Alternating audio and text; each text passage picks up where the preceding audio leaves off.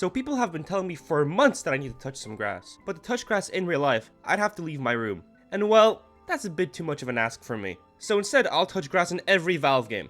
The rules for this challenge are quite straightforward. Touch grass as soon as possible. I won't be playing any online games like Counter-Strike and Team Fortress because there's no single player campaign, so I can just load up a map and easily touch grass there. I also won't be counting the expansion packs, so these Half-Life games are not counted. Oh, and also, I'm not going to be playing Half-Life Alyx because I don't have a VR headset, and even if I did, my computer wouldn't be able to handle it. So, how fast can you touch grass in every Valve game? Let's find out.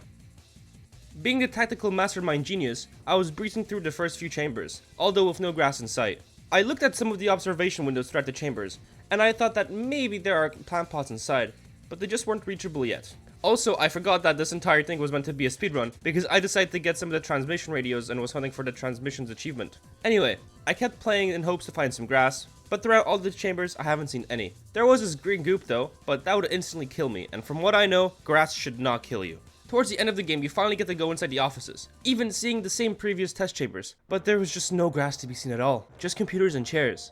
As we delve deeper into Aperture Science Labs, it gets so much more darker and scary. I just want to touch some grass, man. There's beans, and beans are kind of like grass, right? No? You can see the despair I'm falling into. I'm just over here flicking my beans, knowing that there isn't any grass to be touched in the first Portal game. After beating GLaDOS, we are outside for a little bit, but we are stuck in a parking lot with no grass in reach. But even then, we are stuck inside of a cutscene, so I wouldn't even be touching the grass, and therefore, I think it's impossible to touch grass in the first Portal game. But how about the second one? Thankfully, in Portal 2, we start off in a nice room with a nice carpet, a comfortable double bed, but most importantly, a potted plant. Now, for some reason, the game just isn't letting me jump here. I'm spamming the space button as hard as I can, but I'm just not going up. Even though I'm right under it, it doesn't count because I'm not actually touching it. Oh. I had abandoned the scroll wheel, but now the plant is dead, so it doesn't even count anymore. I could have finished the run already, but not all hope is gone, since we get to speak with Wheatley for a little bit. On a bit of a side note, I find it kind of crazy how they got Stephen Merchant to partially write and voice act as Wheatley. For those unaware, he's a comedian, actor, and director from the UK, acting in shows like The Office, both the UK and US versions, and Jojo Rabbit. At least, these are the pieces of media that stick out to me. Anyway, since Aperture Science has been abandoned hundreds of years ago, the test chambers have become overgrown, with vines everywhere, and we actually get to touch grass in this game, and in 6.5 minutes at that. With the Portal games out of the way, let's look at the first Left 4 Dead 2 campaign, Dead Center. And oh, would you look at that, there's planted pots right behind me. To be honest, I wasn't expecting to touch any grass in the roof, but this counts, so let's move on to Left 4 Dead 1.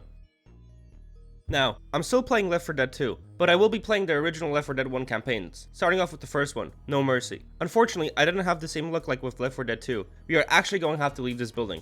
In fact, there was no grass to be seen in the first section at all for this campaign. We headed straight into the metro, and as you can imagine, there was no grass to be seen or touched there as well. But it was really fun seeing Lewis get attacked by a witch. After making it back outside, I just kept looking for grass. I saw this tree and thought that this time this game would be over, but nope, the tree was planted in a bunch of gravel. I spent like half a minute just looking at the texture because I couldn't tell if it was grass or not. I decided to leave it and just head to the next checkpoint, eventually making our way through the sewers.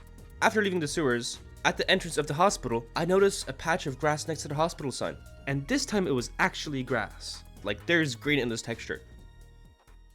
After the monologue from G-Man, we instantly spot grass outside the train, but unfortunately I just can't get to the grass because it's all out of bounds. After getting dragged through by security, Barry tells me to go outside and escape the lab. I jump out of the window and what do you know? There's grass right there.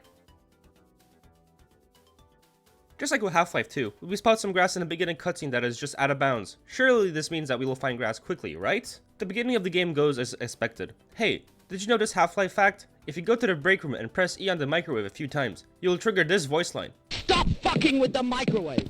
I tried doing some of the speedrunning strats in the beginning, like getting the signs stuck on the door, but it just didn't quite work out for me. I picked up the crowbar and... oh! These textures... ew.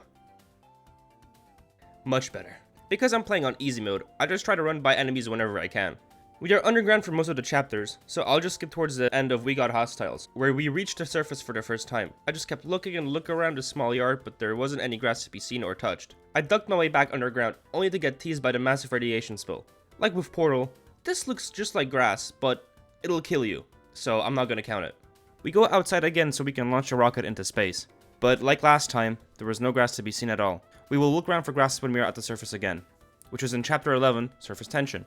In Surface Tension, After getting the water levels set up properly, we go through some dam and see sand. While not quite grass, it's nice to see some sort of elements outside. After jumping across this gap and climbing the ladder, what do we see? A cactus! Some sort of foliage. A very painful way to end a touching grass challenge. But, cactus is a plant and it kind of is like grass, so I guess I'll count it. But even then, 2 minutes later, there's this huge grass patch anyway. And there we go, we've touched grass in the original Half-Life. And with that, the video is done. Thanks for watching, like and subscribe, cheers.